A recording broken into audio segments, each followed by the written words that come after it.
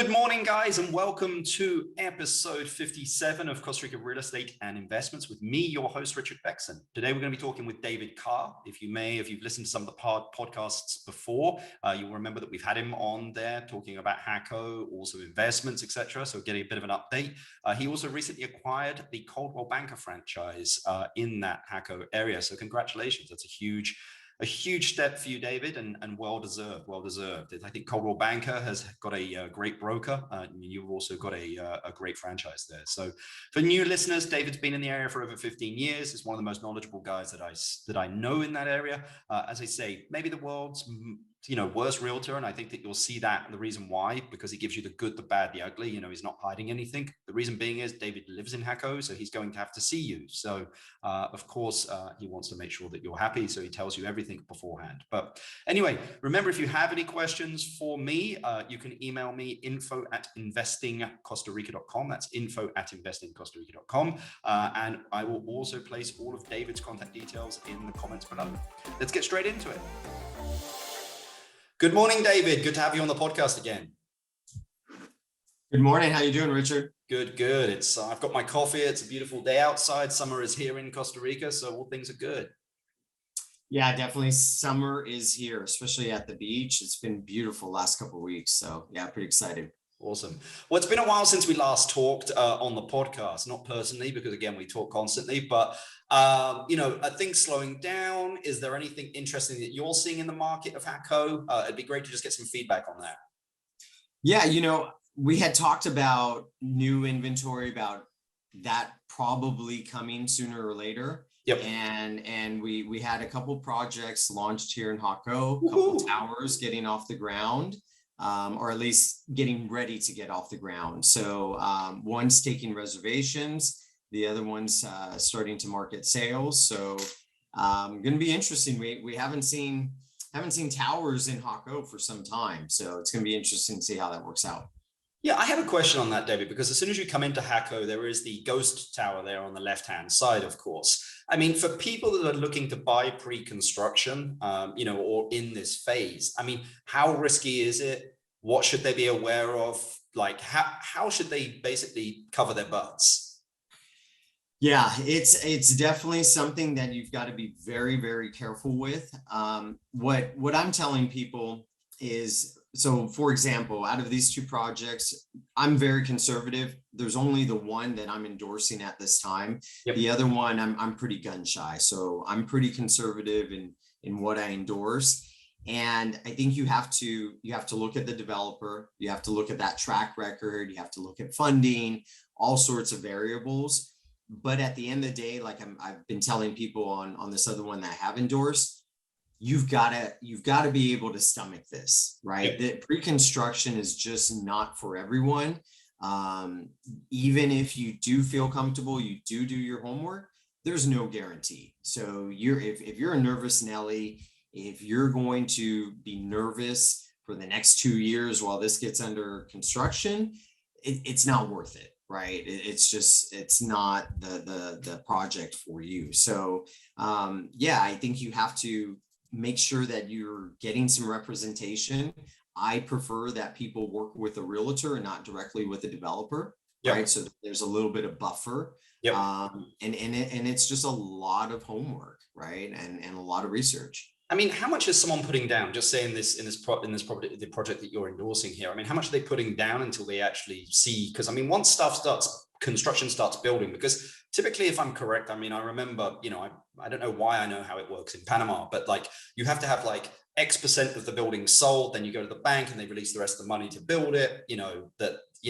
That's typically how it's done. So, I mean, when someone signs a contract, I suppose even before it's built, I mean, how much money are they putting down? It's going to vary. I think for the most part, you're definitely going to risk about 10 to 20%, right? Maybe 30% over the course of construction. Yep. But most of these are initially, once they're ready to break ground, they're going to need some sort of commitment of around 10%, right? Okay. And that's what this new one that I like is doing. The way that they're structured is they're asking for $10,000 reservation deposit, yep. To basically get in line And then those people will have the first dibs or position to then select a unit when they launch sales. Once sales are launched and people have decided and they say, hey, look, I want to pick that unit, perfect, I want to proceed, then that's when money's going to have to go hard. Yeah. And that's going to be a risk. And there's just no roundabout way to say it. Well, I think you bring up a good point there, which is just make sure that you've done your research on the developer, and ask around and take a look at some of the other stuff that they've done, and basically ask them those difficult questions directly, and see what their response is. Usually, typically how someone responds to it will give you a very clear picture of, I suppose the character of the developer. So. Yeah, for sure. And really it's a come to Jesus moment for these people. They really have to make sure. And I think sometimes realtors don't emphasize that enough. Sometimes people get excited and it's like, okay, we need to have this conversation and just really make sure that you're going to be okay with this. And there's some people that are fine with that. But there's some people that really need to have that kind of that gut check, that conversation. Well, as I mentioned, and that's why I love you, Dave, it's because, again, you're the good, the bad, the ugly of every single situation. You won't just give us the good, you'll give us the ugly and also the bad as well. So, I really, really appreciate that for the people that you work with, and I'm sure that they appreciate it as well. Sure. I think there's a lot of upside to doing it as well. There is risk, but where there is risk, there is upside as well. Because again, as soon as the thing is finished, you could probably flip it, no? Yeah, absolutely. Look, anytime that someone gets in that entry price point, they're going to get in at the lowest price point. That's the benefit that they get. That's the reward that they get for jumping in early. There's a one project that we've discussed, Ciudad Del Mar. It's not a tower, but essentially pre-construction development. We've talked about that. And people that got in initially there probably got in about 15% less than where they are today. So prices went up there again. Yeah, I always like to say the money is made on the way in, not on the way out. So if you can get in cheap enough, you'll make your returns. I look at it just because, again, I bought my house 17 years ago for $120,000. So I can rent it out for $1,500 a month. I'm making a pretty good return per year. But again, I got in at $120,000, so I don't want to sell and then move somewhere else because it's going to cost me double that to buy anything similar. So for sure. And what we're seeing in Jaco on top of that as well is it's just really options, period. Right now on the beachfront, if you said, hey, I want to be on the beach, I want a view, there's just not a lot of options and probably not going to be forward. So it's really, if you really want to be on the beach, you have to really consider that as an option. Yeah. Well, let me just switch gears here to long-term rentals. I'm hearing from all over Costa Rica, there's just a huge lack of long-term rentals, just because the returns probably are not as healthy as short-term rentals.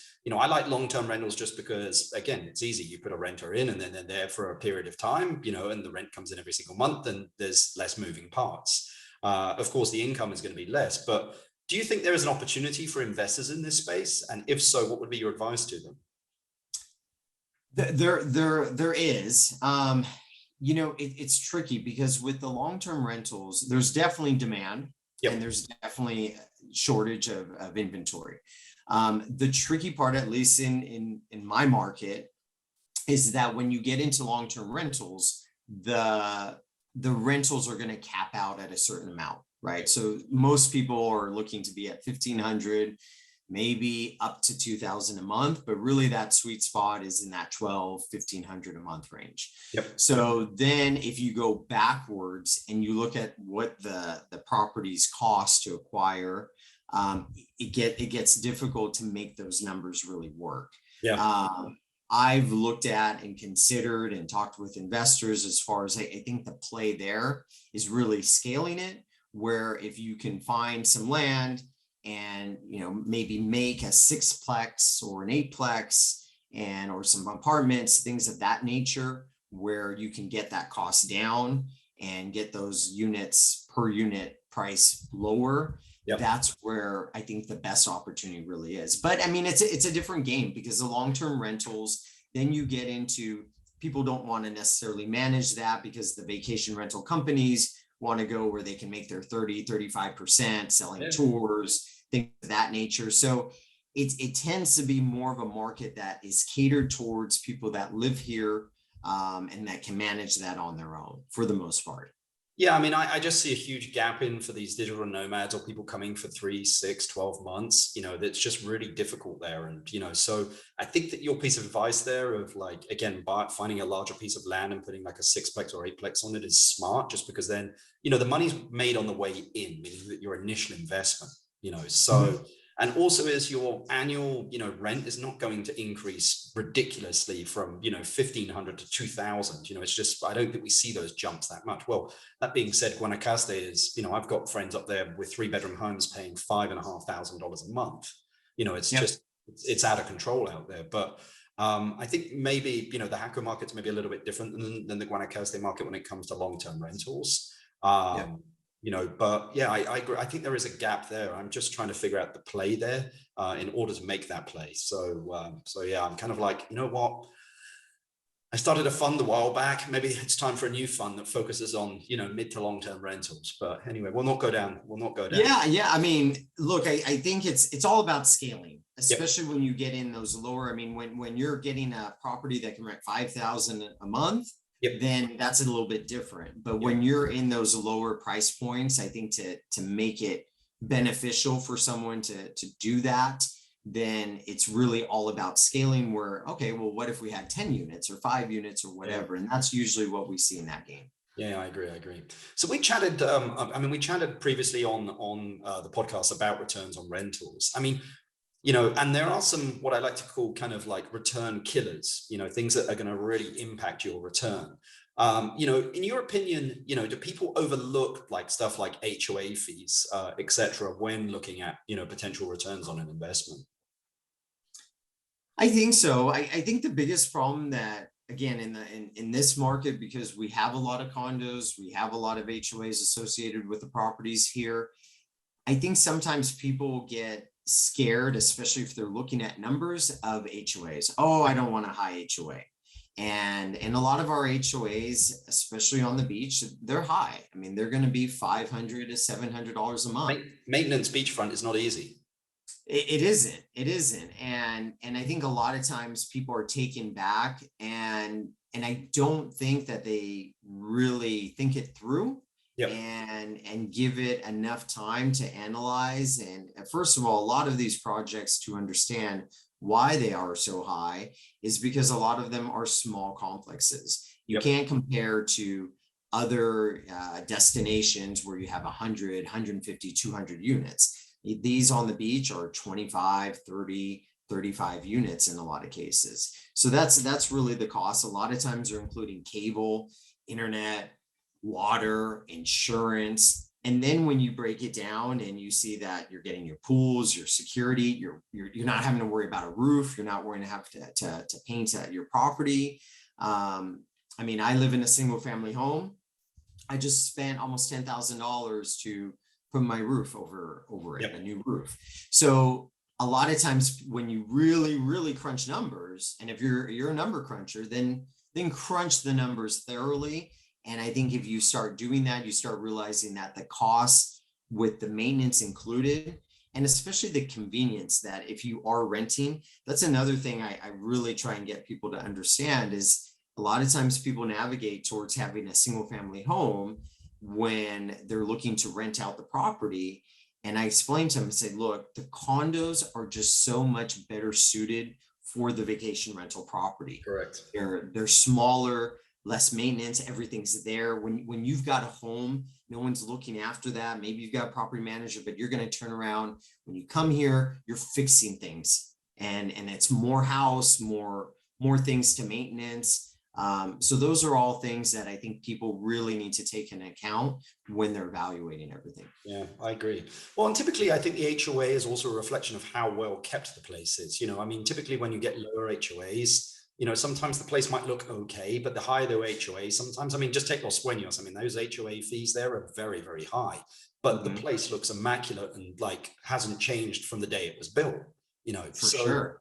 I think it really helps kind of maintain, your equity in the place. whatever it is. Sometimes, appreciate, ride it. I think if you're doing more of a long-term play, HOA fees, of course, is going to have a huge impact because you've got a fixed income there every single month. But I think if you're using more of a short-term play, the higher the HOA, sometimes the more that you can get for your rent anyway. Absolutely. I mean, you've got to evaluate the HOA. And also too, with that said, I think one thing that is frustrating that I've seen, and this is another tip that I would say for especially people that are involved with an HOA or looking to purchase property with an HOA, get involved, right? Yeah. I'm almost at the point where I need to tell people, look, you if you're buying a property in Costa Rica that has an HOA, you need to accept that you have a responsibility to at least be involved with it. I'm not saying that you've got to, volunteer to be on the board, that you've got to, yep, be in every meeting and do all that. But everyone should at the very least be involved in their annual meeting and make their voice heard, because there's just a lot of complacency with a lot of people here. They just disappear. They don't even, yep, get involved with the meeting. And that's not good. That's not good for the projects. That's just not good for anybody. Well, interesting you say that, because yesterday, someone I helped buy a condo in Pacifico in Coco called me, and she was like, I was on the HOA board meeting yesterday, and there was like 5 people on it. And I mean, there are hundreds of condos there, and there was only 5 on it. She was like, yeah, the interesting thing was this. They announced that they are about to build more homes and condos there. And they said for anyone that wants to get in like pre-construction, because it's an existing product, it's not something new, so the risk is pretty low, that they would have preferential basically kind of rates on or pricing on this stuff. So anyone that wasn't on the HOA meeting yesterday wasn't able to hear that, because she was like, Richard, what do you think I should do? And I was just like, look, I mean, let's take a look and see what it is and what the pricing is. But, potentially you could buy something and then, you could flip it maybe, 18 months later and maybe make some money on it. Yeah, no, for sure. And just everything. And it keeps everything in check. Yep. Keeps things transparent, because what ends up happening is the people that are involved, they just run with it. And next thing you know, it can be a little dictatorship in some of these HOAs where, well, no one else is involved, no one else is calling the shots, and no one's challenging me, so I'll do whatever I want here. Yeah. And so yeah, I really recommend that at the very least, if you're involved with an HOA in your property here in Costa Rica, at the very least once a year, you take the time to make sure you're involved in that annual meeting. Yeah, I agree.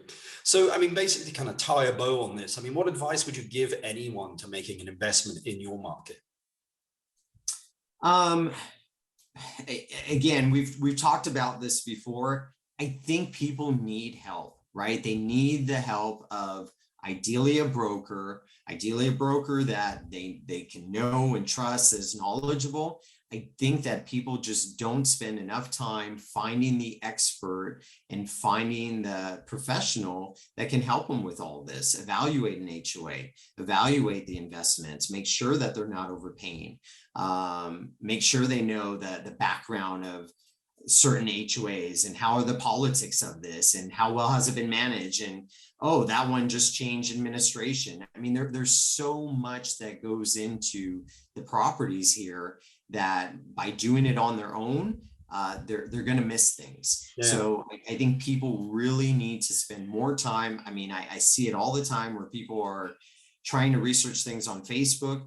That's not the platform, right? You can use that to maybe start, but don't go down that rabbit hole of talking to 30 random people. Talk to people that do this for a living. Yeah, right. And it's an analogy I make is it's like Googling an ailment. If you try and Google an ailment that you're not feeling well or sickness, that's a rabbit hole that you're just going to be paranoid or lost or confused. No, go to a doctor, right? Yeah. Same thing with real estate here. Talk to a professional. I agree. I mean, speak to someone that's been down here for a few years, that it has, the wrinkles and, the scars of doing business down here and et cetera. So, Again, I mean, there are a lot of new realtors joining, the ranks of real estate in Costa Rica, which is fine. Just, I mean, it's, you always want to hire the best person for you. So, or to represent you. So just make sure that, you've got someone that does have those scars and wrinkles. So. Yeah. And especially right now in this climate, because in a hot market, guess what? Everyone's coming back in. So the people that maybe disappeared for a few years, the freelance people that sell real estate, the people that kind of do it on the side, now all of a sudden they're looking to jump in. Novices are jumping in. So yeah, you definitely want to go for experience. Definitely. I mean, let's just talk about some of the listings, David, that you potentially have. I mean, what do you have personally that you would invest in, and why? Oh, right now, I mean, I still stand on what I've been kind of preaching, rental yielding affordable properties. In general, in my market, I think the Jaco market is very undervalued still. Yeah.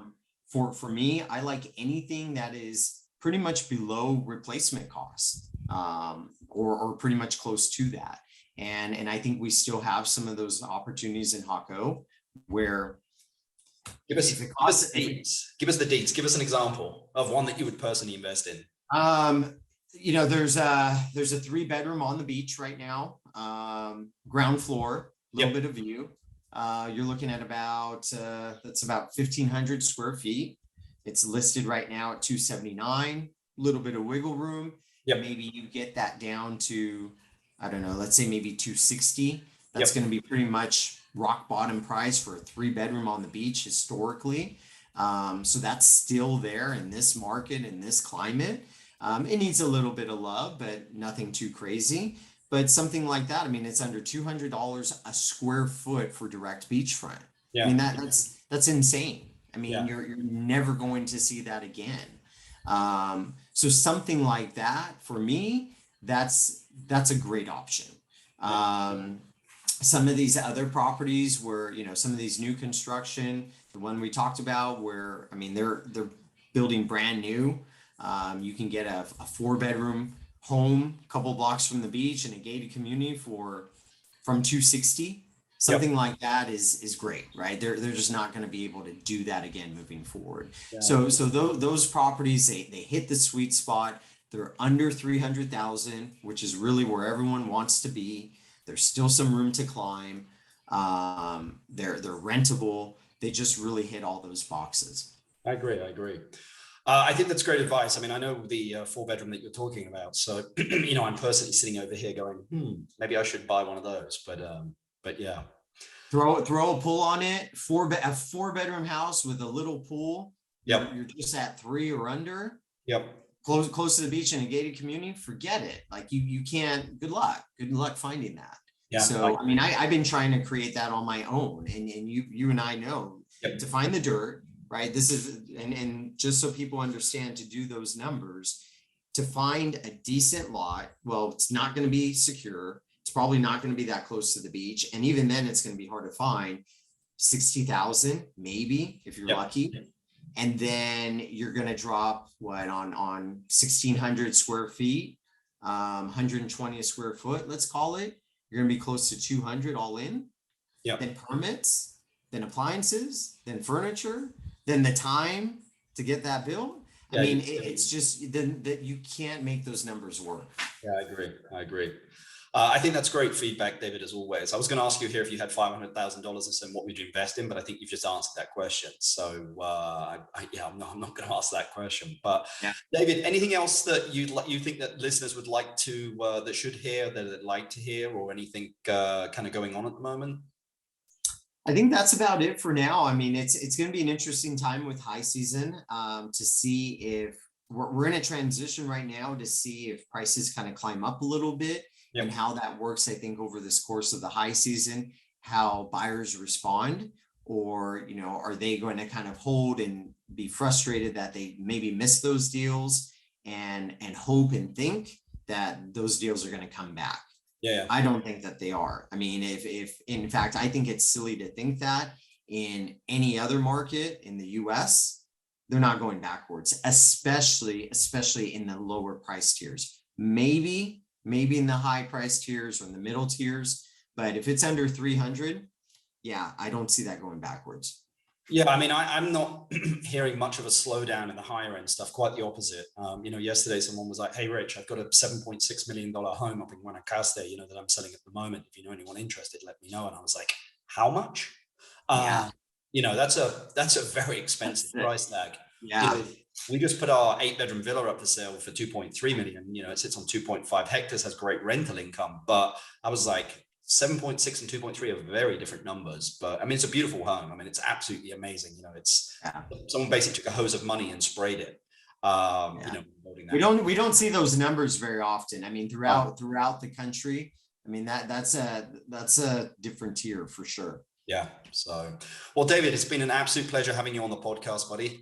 As always, we'll get you on again so at some point in the future, probably 6 months down the road, so we can get a bit of an update from you. I'll put all of your contact details in the description for anyone that wants to speak to David. And have a great day, buddy. Yeah. Hey, man, it's too bad that you couldn't get down here because we got turkey tomorrow. Damn. Yeah. I look at my calendar here and it's just red the whole for the next like 4 weeks. So yeah, we'll try and I'll try and get some tamale at least. Thank you. All right, man. Have a good one. Talk soon. Happy Thanksgiving. All right. Bye. Hey guys, another great podcast there with David. He's a wealth of information. And we had a huge focus there on returns because quite a few people are looking to make those returns. And there are some opportunities in that Jaco area. I really like some of the pre-construction stuff just because, again, I think you can get in at a low price, say, I don't know, at 250. And then as soon as it's built, you may be able to turn around and sell it for 325. There's an equity play there to be made, very similar to what we discussed with Jen in the previous podcast there. So I'm going to keep you up to date. Remember, guys, I spend my whole time traveling around Costa Rica. This weekend, I'm off to Dominicao. Then next weekend, I'm up in Guanacaste. And also looking at finishing my project in San Gerardo de Dota. I'm building luxury cabins up there. So I put my money where my mouth is and actually, invest into property here. I use a lot of the travel data that I have here to really find those areas that are beginning to grow, so that I can ride the appreciation as well. Because as I'd mentioned in previous podcasts, appreciation play here in Costa Rica is not huge just because of the demand and supply. But anyone that wants to reach out or speak to me, feel free to at info@investingcostarica.com. That's info@investingcostarica.com. And as I mentioned, we'll have that website up and running within the next coming weeks. We're working on it at the moment, putting everything up there. For everyone else, have a great Thanksgiving, and we'll get another podcast out very, very soon. Thanks, guys.